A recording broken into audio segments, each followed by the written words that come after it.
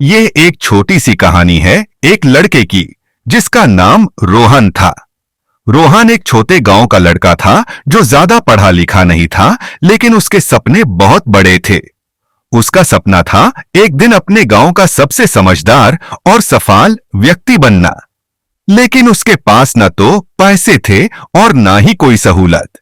संघर्ष का सफर रोहन के स्कूल में एक टीचर थे जो हमेशा कहते थे, सपने देखने से ज्यादा जरूरी है उन्हें पूरा करने की हिम्मत रखना।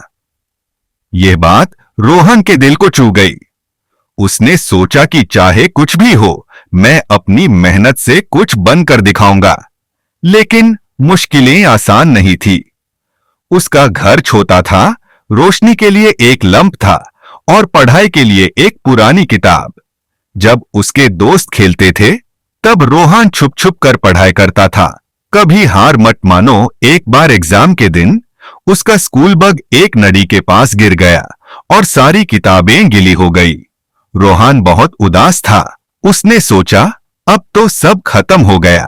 लेकिन उसके टीचर ने कहा, किताबें खत्म हो सकती हैं, लेकिन तुम्हारी मेहनत और हौसला कभी खत्म नहीं होना चाहिए।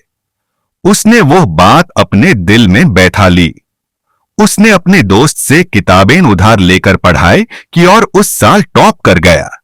सपनों की उड़ान। कुछ साल बाद रोहन ने एक बड़ा एग्जाम पास किया और एक सफल इंजीनियर बन गया। जब वो अपने गांव वापस आया, तो उसने अपने पैसे से एक बड़ा लाइब्रेरी बनाया जहां गांव के सब बच्चे पढ़ाई कर सकें।